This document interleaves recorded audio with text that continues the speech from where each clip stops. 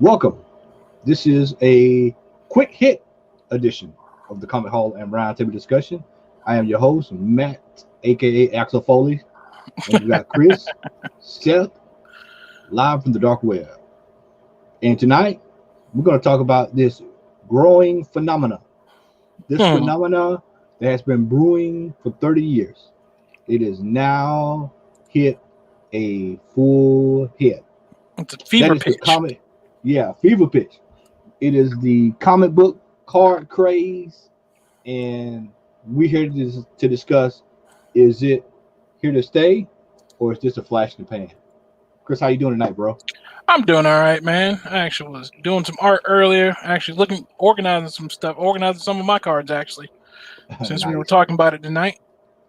All right, cool. Well, let's dive right into things. So within the last, I'd say, month or two, those old comic cards that all of us had, that we all threw out. Some of us, I held on to mine. I still got mine. And now we've got cards selling for record numbers. I'm in the sports card world, and I'm in the comic card world and the comic world. I've seen both. I've never seen anything like this, where those cards are being graded, and now they're being sold at astronomical price. If you would have asked me, say, well, 1 year later, what do you think is going to happen? I don't think we'll have card sales this high, but they'll be respectable. I'm going to say these cards are probably going to go at least 20% lower than what they're selling for now, but they're still going to be around. So, I mean, it's crazy some of the prices that I've seen, and we'll get into some of these a little later on. Sean is in the building. What's happening, Sean? In the building. What's up, my brother? I'm just blown away at how this is all just taking off. I'm glad I just held on to mine. I never threw them away. And I keep telling people, if you want to buy them, they're at flea markets. They're all over the place at flea markets. Yeah. You know, I'm just blown away. I've seen some numbers in the last 3 days. It's kind of like, wow. You know, I saw a couple of weeks ago, Marvel Universe Series 1 sold for like an astronomical amount. And I mean, we've got graded cards going for $2,000-$3,000. Now, what I want to preface this by saying, to get a PSA 10, just imagine getting a 9.8 out of a book you bought off a dollar bin. Yep. That's kind of the way I will put it to you. Now, is there something wrong with PSA 9? Nah. Is there something wrong with PSA 8? Nah. PSA 7? You kind of got to figure out, is the card nostalgic? Is it a vintage card? Anything in the 90s, you probably want to get that 8 to 10 range. Anything vintage, if you get anything over a 4 or 5, lights out. You won. So, Chris, what is your thoughts on this whole new phenomena? I mean, if graded comics weren't enough, now we've got graded cards. Right. First off, thank everybody for showing up tonight and being here with us for this quick little drop-in video we're doing. For me, I want to say first, like for me, my background has been, mostly in comics and also in Magic the Gathering. For those, who know what Magic the Gathering is, how Magic works. And so I've watched cards do amazing things in the world of Magic. And comic book cards are starting to be the new money maker. And I think it's entirely due to the pop culture love of comics right now that's been going on for the last 10 years or so. And that's where it's all coming from. And I think it's amazing because when you look at these, cards, there's some amazing artwork on a lot of these comic book cards when you look at them, especially when you look at the 90s card, which is when comic book cards really did actually boom the biggest. Before this, it was during the 90s, because before that, it was all sports cards. You know that, Matt, from collecting sports cards. It was all about hockey, baseball, basketball, any kind of sport had a collectible card, and it was really, the thing to do. And then comic books got, comic book companies got in on the DC made cards, Marvel made cards. There's some Image ones out there that are probably hard to find. Early Image, back when Image first came around, and there before, it fell apart as it did for the creators that went their separate ways and everything. But Image had cards, Wildstones had cards, Milestone, Wildstorm. There was trading cards for Buffy the Vampire Slayer, the X-Files, all kinds of stuff. But it's really the comic book cards that are actually really getting their due, in my opinion, now. And I love it. And it's because one of the reasons I think is because, like I said, for the pop culture love of comics right now.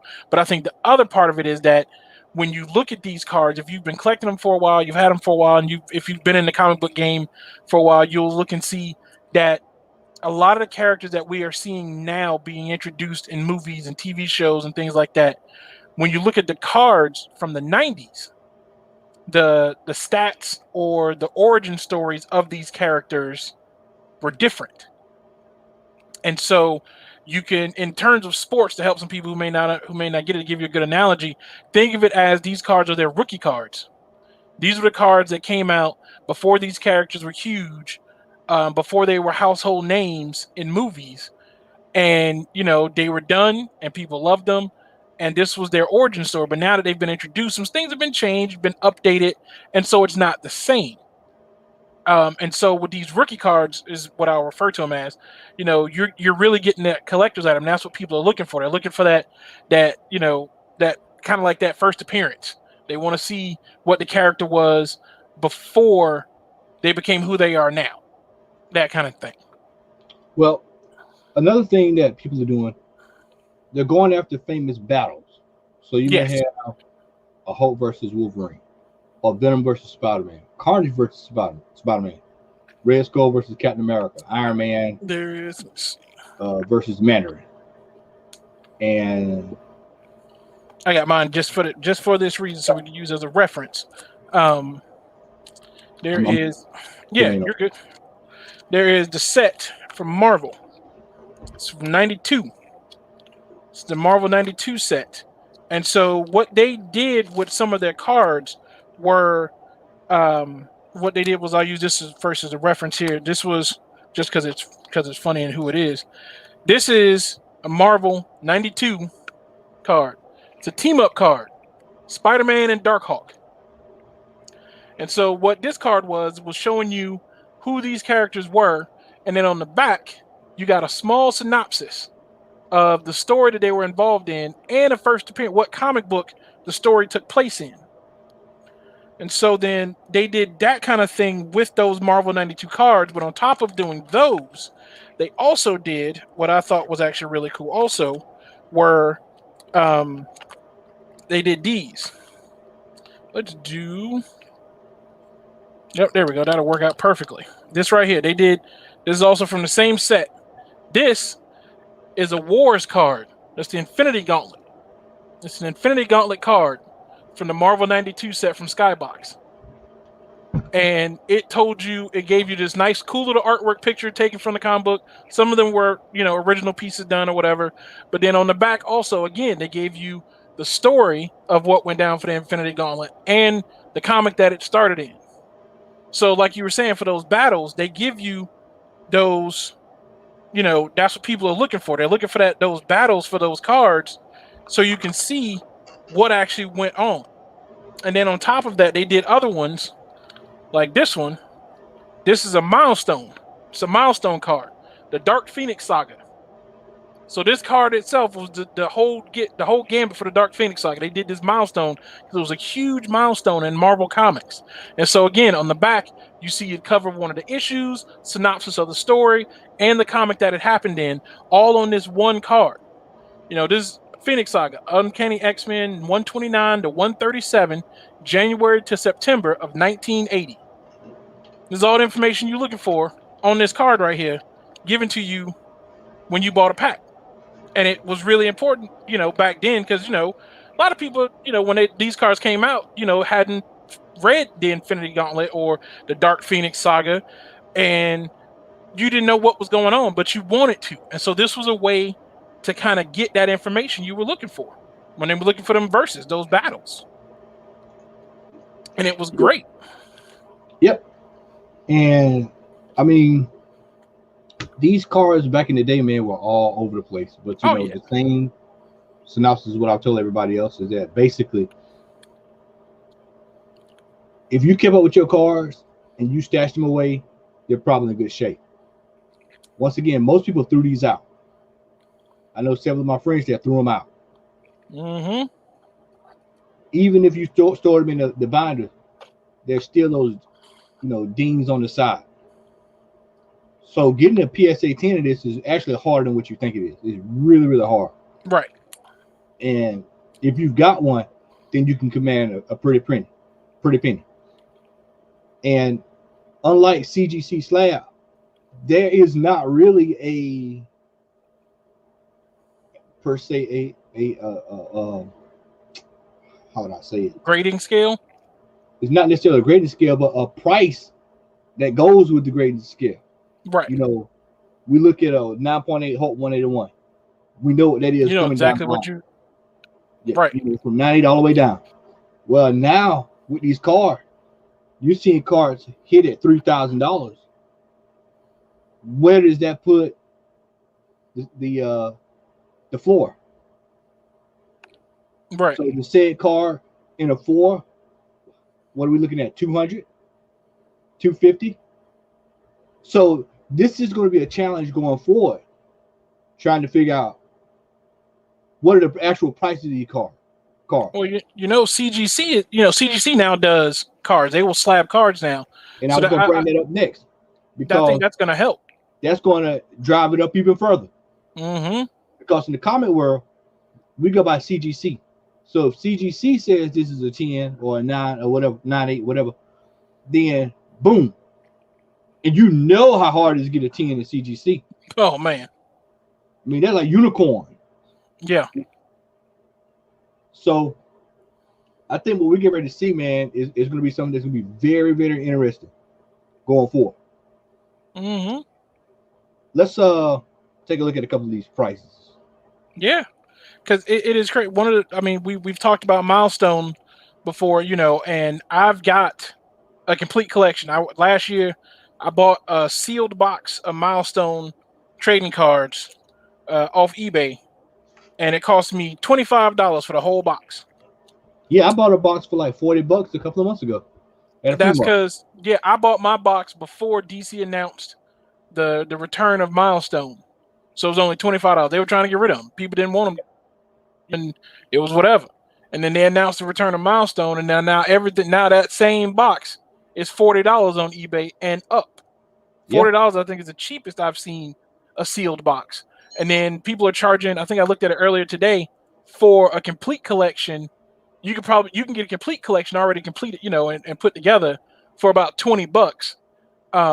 But again, though, that's already put together and all that stuff. But again, those are loose. They're not slab, not done slab, not CGC graded.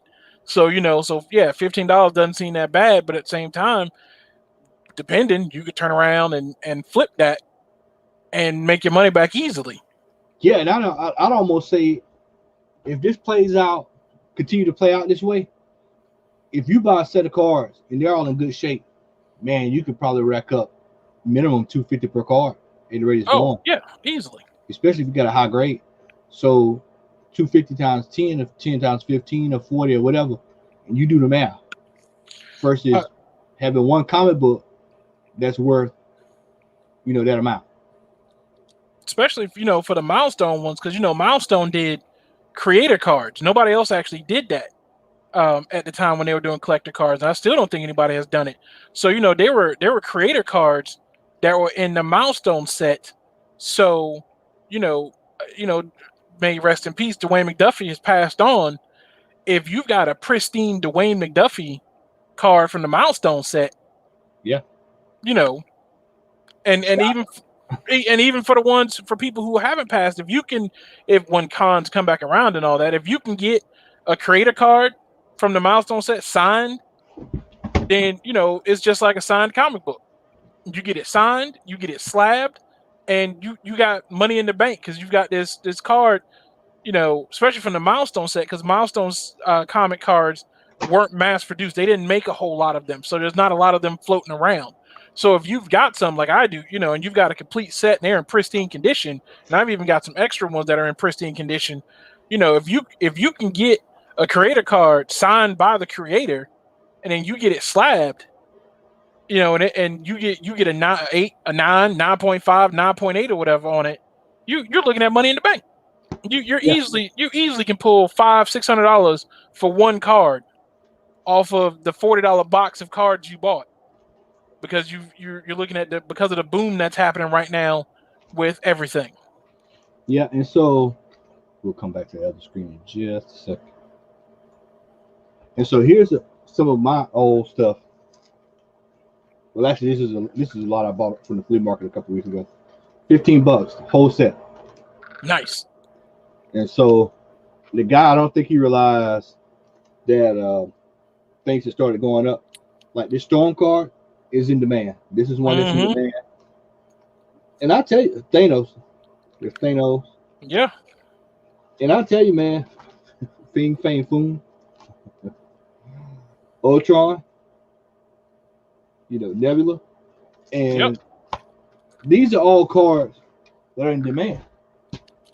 So now if you can get those things graded, we've got a whole new ball game. It's a whole new ball game. Whole new ball game. And especially for like these are from the set that came after. These are from Marvel 93. And what they did with these were, I keep mine in a 9-page card holder set, but what they did was they did a mural. So you had to collect all 9 cards, from this section of characters, and you got the whole mural of what was going on. You had this little fight. Now here on the other side, these are all the ones, they're all in order. But here, these are the cosmic characters from Marvel. You got Thanos, you got the Silver Surfer, you got Adam Warlock, there's Galactus in the back. Pretty sure Beta Ray Bill's on this, not on this one, but he's on one of them also. Quasar. The original, and see what I was talking about, the rookie cards.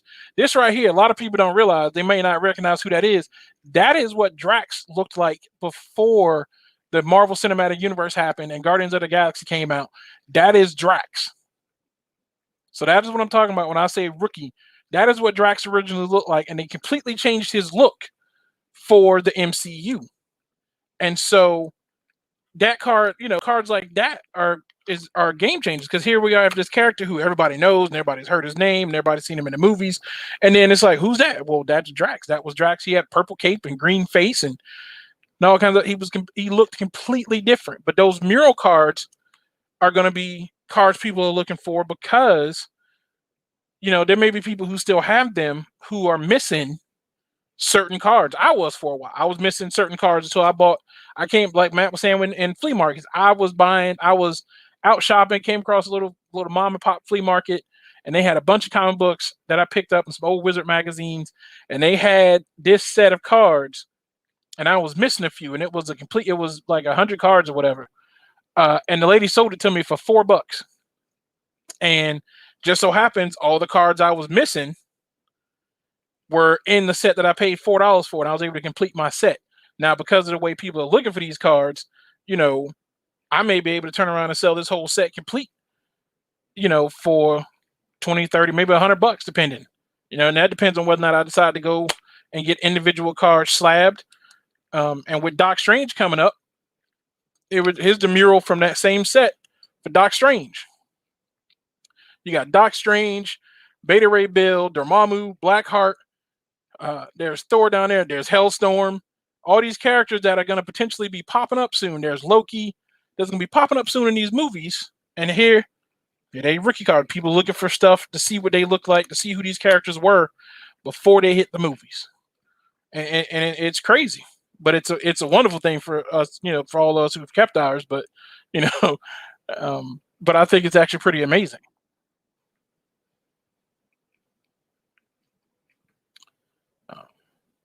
Can't hear you, Matt. Oh, sorry about that. All right, so let's take a look here at some of these prices. And so we see here the 1990 Marvel Universe Series 1 sealed box. The 10 edition is $810. But this is what blew my mind. When I saw the 1990 Marvel 139 X-Men PSA 10 gem mint $3,000. That's one card, though. That's not giant size X-Men. That's not the Phoenix Saga. This is not a late issue.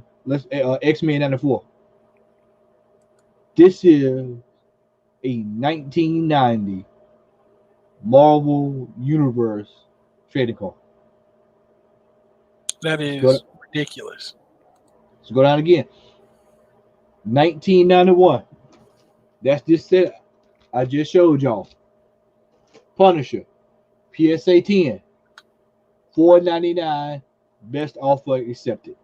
1991 Marvel Universe Infinity Gauntlet, 10, $6.99. You see these prices, and you see what I'm saying. If you hold a set of cards that is in demand, the sky's the limit. And I'm telling you, when people start putting these up in CGC holders, it's going to be lights out. What? Marvel Universe. Hold on. I'm looking at that Marvel Universe. Scroll back up right quick. Marvel Universe PSA 10 Ghost Rider Punisher Wolverine $5.96. Yep. I got that card right now sitting in my binder in the collection. He's like, I got to get this slab this week. I got that exact same card. $5.96. Sean says he's got some of those milestone cards that are signed. That is. Buddy, slab. Get them slab. Take them down to Slab City. I mean, this is laughable. I've got this card here. $4.99. And people don't remember, man, when Flair came out, Flair was expensive as shit. Mm-hmm.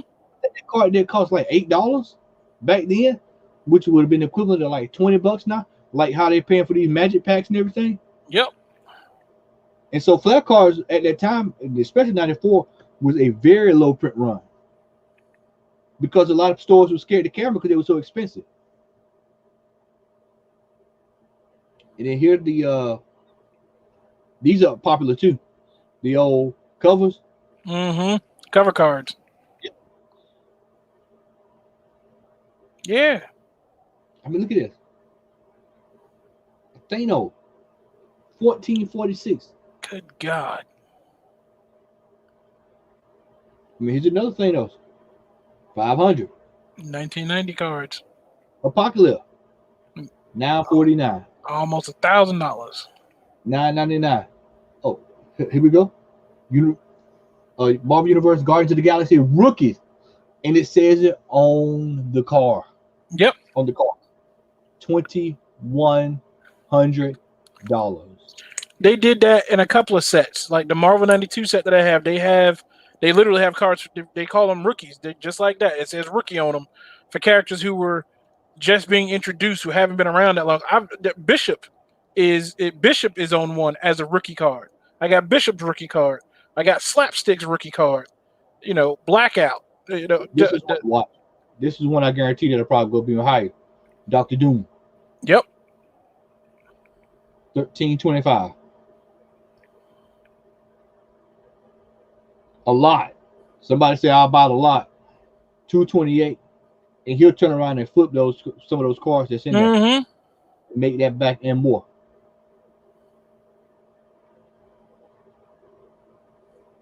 Deadpool #3. I had to start to pause. You see this? What? I had to pause. What? Wow. 1991 X-Force PSA 10 mint pop. First rookie Deadpool card. Wolverine vs. Sabretooth, $182. And see, it's hilarious because, like I said, I've got the complete set from my Marvel '92, and Deadpool's not even in that set. They don't even he didn't even make the set. But so he was in the '91 set, but then they left him out of the one after because it's always been so weird to me looking at Deadpool. Just like at one point in time, Deadpool was nobody. He wasn't that popular, and then his movie hit, and all of a sudden everybody fell in love with him. Deadpool, I think it was that year in '92. He was in Marvel Masterpieces. Yeah, he was in Masterpieces. Those were some beautiful, beautiful cards. Those are the ones I tell everybody you be trying to find because they were gorgeous. Marvel Masterpiece was some beautiful artwork. Wait, look at this. 1995 X-Men Flip Ultra Marvel Hunters and Stalkers, the gold set. $1,000. $1,000. Closed box, 94 Flip Ultra X-Men, $950. And then of course, a lot of people don't realize that they've actually been releasing cards, but they're hard to come by. Right. Like here's one. This is the 2018 Flip Ultra X-Men. The new one. Yeah, the new one. And they're actually more expensive because the box is expensive. It's kind of like buying a booster pack of some of these NBA hoops. It's seriously an investment you have to think about because you never know, whether or not it's really going to pick up. You know what I'm saying? Whether or not it's really going to pick up. But at the same time, look at what's happening to them. Cars from 2018 going for stupid expensive prices. The reason why I think this is going to hang around is we've seen something like this similar in the comic industry. Mm-hmm. All of those mass printed comics. I mean, you see them. We talk about them all the time on the show. Look at some of these comics in the 90s. One for hundreds. Dark Hawk. Sleepwalker. And that's what it is. People are sleeping on them, and these cars are just slipping right by them, and it's ridiculous. What's really going on? What's really happening? And it's been 30 years. Let's call it like it is. It's been 30 years, man. It's actually about time for some of these cars to catch fire. Mm-hmm. I mean, look at this artwork. Yeah. But this is just like what you're talking about right here. This is the what is this? The 93. This was 93 set again. But they did versus cards. Yep. That is all the versus cards right there. There's Spider-Man versus Venom and Wolverine versus Sabretooth, Spider-Man versus Carnage. Like they did all these versus cards with people in them. Just it's great. On the other side, there's Wolverine versus Cyber. There's a character you don't see. There's Doc Strange versus Dormammu. The Infinity War again. Captain America versus Crossbones, which Crossbones didn't nobody know who Crossbones was till he popped up in Civil War. Didn't nobody know that dude was going to end up being Crossbones when he got beat up in when he got beat up in Winter Soldier. But there he is. He became Crossbones, and there's that that kind of thing. That it's really ridiculous. When you look at what these cards, the impact these cards had, these moments that these cards had back then, and looking at the character designs and the way the characters looked back then versus how they look now. It's a completely different thing, and everybody's looking for major Marvel stuff, and I'm waiting because there was a whole set of X-Men. There was X-Men Series 2 set or X-Men Series 1 and 2 sets that focus mostly on just the X-Men. So when the X-Men get introduced, that's what I'm waiting on because I've got that complete set too. When the X-Men get introduced into the MCU, people gonna be clamoring for these cards, for looking for these characters and all this stuff, and I'm just gonna be sitting here waiting. Yep. Check this out here, man. So to prove that some of this stuff with these PSA 10 is cool, but look, PSA 7. So we look right here. PSA 7, Cosmic Spider-Man, $150. 1977, Wonder Bread, This is the cards that used to come with in the loaf of bread. You used to have them in little packs. Yep. Remember those? Mm-hmm. $500. PSA 8. It's crazy. I'm gonna give y'all some game tonight. I'm gonna give y'all some game. I'm gonna tell you something that people have not been looking at.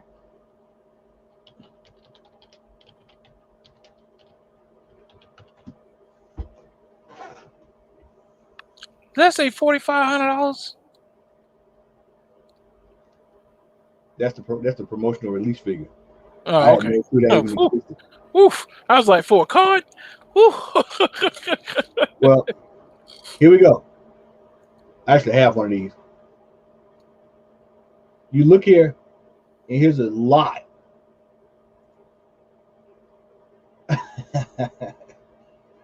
Mm. And once people realize these out there, it's going to be light out. Yeah, because you know the He-Man show is coming to Netflix with Kevin Smith writing it, and He-Man's gonna pick up just like She-Ra picked up with the Netflix show. Yeah. And people ain't gonna know what to do. They're gonna be trying to get their hands on anything and everything He-Man oriented, and all that old stuff is gonna come back to light and just go crazy. It's gonna be ridiculous. So you got the not the I need the these are gonna be big next. Oh, the little Nintendo cards. Yep, because they've got the cover of the game. Right. So, and these were released overseas. So that makes them even rare here in the States. Makes it even hard to get. Yep. And I won't be surprised to see these little old Pokemons, Panini stickers to start going up. Oh yeah, the rare, Japanese Pokemon cards that weren't released here that people couldn't get, the different artwork on them and stuff like that. Yeah, it's gonna be ridiculous. But that's what's gonna happen. So I mean, the card game, I think this is here to stay, man. I don't think it's going anywhere. May not be at this price point down the line, but these cards are now out there. Yeah. And we all know, because we talk about this all the time on the show, when you go to these shops, the first place they're going to go is come right over to the bay. What did it sell for there? That's what I'm selling it for in my store. Yep. Guess what's going to happen? They're going to create the market. And once that happens, that's that. Yeah, you can call it a wrap. You can call it a wrap. So, if you were to ask me, is this a flash in the pan? I'm going to say no. I'm going to say this is legit. This is organic. And it's here to stay. Let me tell you something. These are a lot easier to store than comic book slab. Oh, yeah. I can tell you, because I've got some PSA graded cards. It's a whole lot easier stacking those versus stacking a whole bunch of slabs. And if you don't want to have slabs out, then you can go out and go buy some of those cards, that the actual covers, throw them in the CGC slab, get them graded, and then here you go. Got little mini versions of your comic books in a row. And it's going crazy because I'm looking. The non-graded ones are going $20 a piece. Yeah. Non-graded loose, going for $10 to $20. Yep. Just because everybody trying to get their hands on anything and everything Marvel related. Yep. Comic book oriented. They're trying to get their hands on it. They want it. Well, we don't want to make this one long, but we did want to talk about, this big boom. And we're going to be watching this. And like I said, I think it's something that's going to be going along for a while. I'm actually going to a card show Saturday. And it's going to be interesting to see if anyone's going to be selling these cards at the show. So Yeah. I have to let y'all know. I bet you somebody's gonna be selling these cars, man. But we'll see. We shall see. Well, wanted to throw this out there too as well. There will be no show this Saturday because Al is going on a field trip to Dave's Comics. Woo. And so I told him, I said, there's no way you're going to be able to do a show after coming from Dave's Comics on that day. So we're going to be up there at Dave's, and we're going to make a trip by Media Mania. And we'll be back. Not this week, but the next week. And I've also got a haul video to get up. I forgot I had to get to. But we've got a haul video coming. And make sure you like, share, subscribe. Tell a friend. Yep. Check out Stay Puff 1983 on Saturday at 2:30. I think it's 2:30. He'll get me if I'm wrong. With all the goodness. Yeah. So make sure you like, share, subscribe, tell a friend, tell everyone. And we're going to be watching these cars. Oh, yeah. We're going to be keeping up with them. So if you've got your car, keep them in good condition. Keep them in good condition. See if your local LCS is starting to slab. Or actually, you can send these off yourself. It's actually cheaper for you to do it yourself. So, but I can tell you, it's just like the comic book industry right now. Grading is at an all-time stop still. It's at 2 p.m. That's correct. I figured as much. I do it every time. 2 p.m. on Saturday. So you make sure you check out Stay Puft. All right. Well, that is it. That is it. We are out. Peace.